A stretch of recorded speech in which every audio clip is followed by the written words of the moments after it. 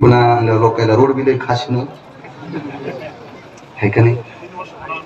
नाही, त्या गुत्तेदाराला तुकाराम महाराजाच्या नंतर विमान घ्यावा, त्या गुत्तेदाराला नाही नाही, आणि त्याला मदत करणाऱ्या पुढाऱ्याला बी त्याला बी यावा ना, त्याच्या पोरानं त्याला खाली नाही फुकावा. विठाला विठाला विठाला.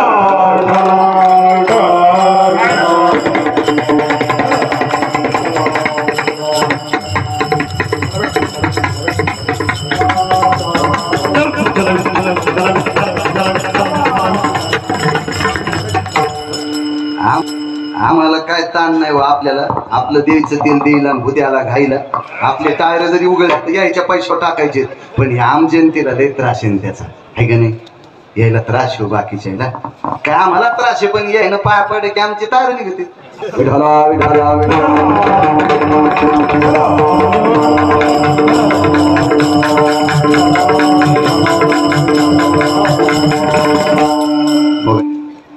मारुती रायाने पाहिलं प्रभू का झोप मोडते. कोणतरी भजन करते, जे ओरिजिनल काम करतं का सारंगधर बाबा ते बोलायला भेट नाही.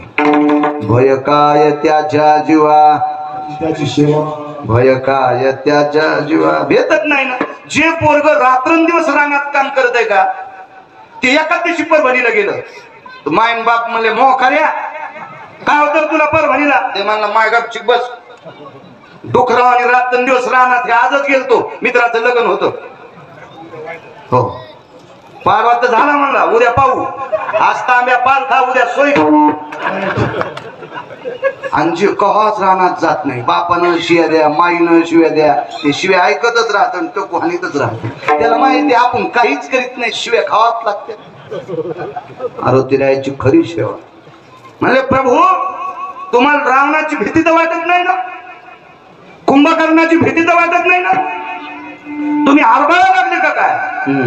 म्हणतात एका चपक्यात एक एक मारीन, पण म्हाताऱ्यानं लवकर मारावं असं लिहिलं नाही रे. कोणतं म्हातार? वाल्मिक. त्यानं जसं लिहिलंय तसं मारावं लागतंय ना, याला चपक्यात हल्ला असतं. रावण एक नंबरचा गुंड होता, 6 गुंड आहेत भारतात, 6 गुंड, त्याच्यातला 1 नंबरचा गुंड रावण होता. योग जण म्हणला आपल्यासारखा चालू गावातच कोण नाही, म्हणलं तू यासारख्या चालू राजाला जन्माला घातलं, तो किती चालू असेल. वा रे वा, चालू हल्ला. मग 1 नंबरच्या गुंडाला ज्यानं दुपारा हाणलंय, तर टाकरण वायर चोरणाऱ्या तर कवा बी हानी न ते, हरभरे उपटिणाऱ्याला उसम वाढणाऱ्याला तर कवा हानी दुपारा हाणलंय त्याला. मारुती राय म्हणले मग झोप कोण मोडते? झोप पापी माणूस मोडीत नाही. असं भजन चालू आहे, ते भजन अंत करणारा घर करते. मारुतीरायन वानराला विचारलं, गंधमादन काल दुपारच्या युद्ध सत्रामध्ये वारलाय, त्याचं प्रेत सापडलं नाही. रात्रीचा प्रसंग आहे, मध्यरात्र काय संवाद संतांची उपकार, शेवटचा पुरावा. पुन्हा पुढे जायचं. मग त्या पृथ्वी त्या युद्धभूमीला पासत फिरत असताना भगवंताचं नामस्मरण करीत करीत मारुतीराय फिरू लागले. पैलवान जे कालगत गोळा उडाला आणि मारुतीरायाच्या पायावर पडला. असा गोळा होता हाडा माशाचा. मारुतीराय खाली वाकले आणि ते हातात गोळा घेतला तर हाड, त्वचा आणि मांस रक्तबंबाळ झालेला एक गोळा होता. ते गंधमादनाचं शरीर होतं. त्याच्यातून आवाज येत होता, हे राम हे राम. हृदयाशी धरला गोळा.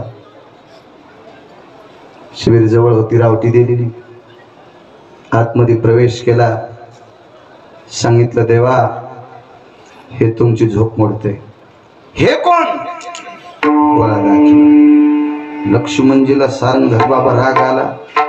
हनुमंता हे रक्ता मासाचा गोळा आहे, हाडाचा गोळा आहे, त्वचेचा गोळा आहे, हे काय झोप मोडते? मेलं ना. मारुतीरायने सांगितलं, लहाने मालक दम धरा, मेलं नाही, शरीर चुरा झाले पण अजून जिवंत आहे, ते भजन करते. हातातल्या गंधमादनाला विचारलं, गंधमादन काय इच्छा आहे? जाता जाता तुझ्या पायावर पडो, पण एकदा या मालकाच्या पायावर पडायचे. दंडीशी गोळा उडाला आणि भगवान प्रभू रामचंद्राच्या पायावर गोळा पडला. सारंगर बाबा जगाच्या मालकाने गोळा असा हातात घेतला. त्याच्या कणाकणातून राम नामाचा ध्वनी येत होता. डोळ्यातल्या पाण्याने अभिषेक केला. डोळ्यातल्या पाण्याने तेवढ्या रात्री विभीषणाला बोलिलं, भाऊ विभीषण, विभीषण जी, एक विनंती आहे तुम्हाला. तुमचा भाऊ मारल्याच्या नंतर मी लंकेचा राजा तुम्हाला करणार. सुतळीचा तोडा लंकेतून घेणार नाही. 7 कोटी घरं सोन्याचे, बाकी तांब्या पितळाचे मातुड्याची किती असतील. सुतळीचा तोडा घेणार नाही, पण एक भीक मागतो. दिल्यावर मागणं म्हणजे भिक्षा झाली. लंका देऊन टाकली. पाणी आणलं होतं सुग्रीवाच्या हातानं. संकल्प सोडा. लंकेशाम विहगत प्राणाम तटाम विभीषण भयो दानत्रयम कंचन भुवनाम करिष्यते. संकल्प सोडा. संकल्प. पळसाच्या पानाच्या द्रोणात पाणी आणलं. संकल्प सोडा. एकदा देव केल्या पुन्हा घेत असतील का? तोंडातलं पडलेलं 3च लोकांनी खावा. ते 2 कोण आहेत ते सांगत नाही, पण एक सांगतो, कुत्र. पोटात गेलेलं पुन्हा तोंडावाट बाहेर पडलं की 3च लोकांनी खावं. त्याचं एक नाव आहे कुत्र. भगवंतानं सांगितलं, मी सूर्यवंशातला राजा आहे, मी तुला सगळं देऊन टाकलंय. रावण आता काही वेळात मरणार, पण मी तुला एक भिक्षा मागतो. माझा हा गंधमादन नावाचं वानर आहे, याची 65 क्विंटल सोन्याची समाधी कर आणि याचं श्राद्ध करत जाईल. सारंगर बाबा 1 वर्ष विभीषणानं गंधमादनाचं श्राद्ध केलं नाही. त्या वर्षी लंकेत आवर्षण पडलं. आवर्षण. मग आवर्षण का पडलं? म्हणून सूर्यवंशाचे कुलगुरू महर्षी वशिष्ठ. कारण आपल्या देशाची परंपरा इतकी गोड आहे. आपल्या देशात राजसत्ता आणि धर्मसत्ता एकत्रित आहे. कृतात्रेता युगात प्रभू रामचंद्र राजे होते, महर्षी वशिष्ठ महाराज होते. द्वापार युगामध्ये कृष्ण परमात्मा राजे होते, सांदीपनी महाराज होते. कलियुगामध्ये तुकोबराय महाराज होते, छत्रपती रयतेचे राजे होते. ही धर्मसत्ता आणि राजसत्ता आपल्याकडे कायम स्वरूपी चालत आलेली. म्हणून राजसत्तेतल्या व्यक्तीनं धर्मसत्तेतल्या व्यक्तीला पत्र पाठवलं, आमच्याकडे आवर्षण का पडतंय? तर त्या आवर्षणाचा काल काढला. तत्रम साधवे यत्पुरुषः पुनितो साधु भवः तज्जायते अनिष्टानां क्रिया निषदं तथैवच. 9 श्लोकाचं पत्र पाठवलं. कुण्यात तरी एका साधूची ठरलेली निश्चित वागत नाही, विडंबना होते. 65 क्विंटल सोन्याची समाधी केली. असा वैकुंठवासी माधव महाराज मगर पुरावा सांगायचे. मी तर त्यावेळेला काही सरपंच नव्हतो लंकेतला, त्याच्यामुळे मला काही एवढं माहित नाही. पण वैकुंठवासी माधव, मी 6 लोकांचं ऐकून सांगतो, बाकीचं सगळं वाचून सांगतो. मी 6 श्लोकाचं ऐकून सांगतो, बाकीचं सगळं वाचून सांगतो. कोणी किती जरी खरं बोलत असेल, पण एखाद्या वेळेस त्याचं खरंच असेल का? मला जर कीर्तनात विचारलं हे कशात येतं, खोड आखडतो, तर पिवळं पुढची पिवळी होईल. त्याच्यामुळे मग कोणी काही सांगितलं तर वाचून सांगायचं. पाहुणी ग्रंथ करावे कीर्तन, प्राणची कीर्तन काराचा मेवा कविवर संताचा जनुबोधाचा स्वयं प्रभेचा नव्यांतरीचा कमहलता. जय हो जय श्री भागवता, जय हो जय श्री भागवता.